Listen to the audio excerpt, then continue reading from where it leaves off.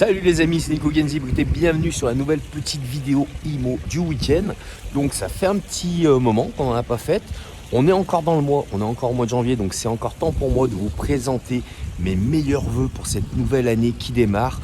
Voilà, du classique, du traditionnel, la santé. Voilà, la santé avant tout, et après le reste, on va s'adapter. Pour ceux d'entre vous, si vous suivez la chaîne vidéo, de belles affaires immobilières, voilà, que 2021 soit une très belle année au niveau du business, et ça va le faire vu ce qui se passe. Voilà, dans quelques mois, il va y avoir à mon sens de belles opportunités qui vont se créer. Donc voilà, restons à l'affût, c'est le plus important. Donc comme d'hab, les petites vidéos se font comment? Se font par les commentaires, les messages que vous allez m'envoyer sur les réseaux sociaux. Et cette nouvelle vidéo, c'est le cas, c'est une demoiselle, je crois que c'est Cyrielle de mémoire, qui m'a demandé si je pouvais lui parler des prêts immobiliers pour les opérations professionnelles. Donc voilà, les opérations marchand de biens, promotion immobilière. Parce que du coup, si vous suivez l'IMO sur Internet, il y a beaucoup de vidéos qui sont très bien faites sur le financement, et il y a beaucoup de termes que vous avez pu entendre au niveau des taux, fixes, variables, amortissement, différé d'amortissement, toutes ces choses-là, c'est très bien. Mais ça, c'est vraiment lié à l'investissement locatif. Pour l'opérationnel, au niveau professionnel, c'est pas du tout la même typologie de financement. Là, clairement, on est sur du financement opérationnel, donc c'est du court terme au niveau du prêt. Et là, je vais vous donner aujourd'hui des grandes lignes qui sont à vérifier avec les gens qui font ça sur vos secteurs, à tout à chacun. Moi, je vais vous donner des données générales de ce qui se fait en ce moment sur la place lyonnaise et la place parisienne. C'est à peu près la même chose. Mais donc, quand on parle de prêt opérationnel, déjà, c'est de la courte durée. Donc 12, 24, 36 mois en général au maximum. On va avoir déjà une première donnée hyper importante par rapport à un financement immobilier pour du locatif ou de la résidence principale, où on me dit qu'aujourd'hui voilà, on peut faire sans apport 110%. Ça déjà, c'est niette de niette. Si vous êtes sur du pro en tant que professionnel, votre partenaire financier va vous demander un engagement personnel, et l'engagement se fait par l'apport de trésorerie que vous allez mettre dans votre dossier. Donc aujourd'hui, la donne elle est la suivante: c'est à peu près 20 à 30% du montant de votre opération à financer, donc le coût d'acquisition, le coût des travaux, voilà, votre coût de revient général. Il va falloir apporter 20 ou 30% de cette somme. Ça, c'est la première donnée. Ensuite, comment ça marche?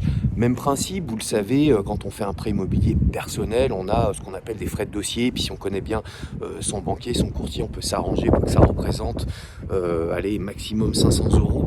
Et sur du prêt professionnel, c'est pas la même donne. Grosso modo, c'est 1% du montant de ce que vous allez demander en financement. Et ça, c'est payé cash, c'est payé tout de suite. Et comme on est dans le business, on n'est pas dans le mode justement on va mégoter, on va négocier. Non, c'est la donne qui est comme ça. Il faut s'adapter, il faut le prévoir dans vos chiffres. Donc il y a ce 1% de frais de dossier qui est à prendre en compte. Et ensuite, on a un autre élément qui s'appelle la commission d'engagement. Donc commission d'engagement, grosso modo, c'est pareil. C'est à peu près 1% du montant que vous allez financer. Et on va débloquer cette somme globale. Par exemple, ça représente, je sais pas, je dis un chiffre au hasard, prenons un chiffre simple, 4 000 €. Vous empruntez 400 000 €, vous avez 4 000 € de commission d'engagement, et tous les trimestres, donc 4 fois par an, vous allez avoir 1 000 € qui vont être débloqués. Voilà. Et ça, sur la durée de votre prêt. Si vous faites tout en un an, vous êtes efficace, boum. Si vous repartez sur une nouvelle année, nouvelle année de commission d'engagement, et ça va se débloquer au fur et à mesure. Enfin, pour finir, les taux. Voilà, sur les financements perso, locatifs ou autres, vous connaissez un peu tous les taux extrêmement bas du marché, et ce qui fait que voilà, on atteint ces prix fous du moment. Mais bon, la donne va énormément changer, donc ça, c'est plutôt pas mal. Sur le financement pro, non, c'est pas les mêmes taux. On n'est pas sur du 1%, voire moins, sur des courtes durées. Non, aujourd'hui, la donne, elle est aux alentours entre 2,5 et 4,5%. Voilà, je donne une fourchette assez large des choses, et ça, encore une fois, c'est propre à l'opérateur en face par rapport à son partenaire financier. Donc ça, c'est à vérifier avec des gens qui font ce type de business. Et voilà, et en général, ce pourcentage est calculé sur l'Euribor. Donc l'Euribor, c'est un indice bancaire. Et voilà, donc là, après, avec ce montant-là, vous pouvez provisionner le coût de votre financement en globalité sur la durée de l'opération que vous prévoyez, voilà, que ce soit de la réno ou du neuf. Enfin, pour finir cette vidéo, dites-vous bien que les gens qui font du financement professionnel, la plupart des grandes banques françaises qu'on connaît tous. Je vais changer de bras. Oups, on voit un bout de mon doigt, mais c'est pas grave. Mais il fait froid. Donc, la plupart des grandes banques françaises, je ne vais pas en citer 50 000, mais on va dire l'Écureuil ou le Crédit qui historiquement s'occupait des agriculteurs, ces gens-là ont des services de professionnels de l'immobilier. Alors souvent, ces services-là sont rattachés directement au aux directions régionales, voilà, au DR des différentes caisses. Donc du coup, votre banquier classique ne les connaît pas du tout. Voilà, très clairement, vous allez parler prêt marchand de biens, prêt promotion à votre banquier classique, il ne connaîtra pas.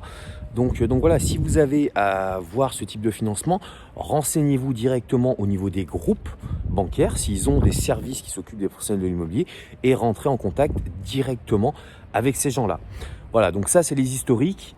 C'est pas facile, ouais, c'est pas facile de rentrer quand on démarre dans le business parce qu'il souffre d'une mauvaise réputation, mais c'est pas non plus impossible. Si le dossier est vraiment très bon, ça reste des gens qui connaissent l'immobilier, donc pourquoi pas. Mais la bonne nouvelle, c'est que depuis quelques années, il y a des opérateurs étrangers qui laissent plus leur chance aux débutants. Voilà, ce sont des banques souvent étrangères, espagnoles, portugaises, mais aussi des banques régionales qui peuvent accompagner des professionnels de l'immobilier. Donc voilà, il ne faut pas hésiter à fureter, à regarder, c'est important. Vous êtes dans le business, vous voulez faire des dossiers, des opérations. Donc voilà, allez voir, allez vous renseigner. Là, je vous ai donné les grandes lignes du financement pro. J'espère que ça vous a parlé. Donc comme d'hab, le petit pouce si ça vous a plu, voilà, pour me motiver à continuer à vous faire ces petites vidéos IMO du week-end.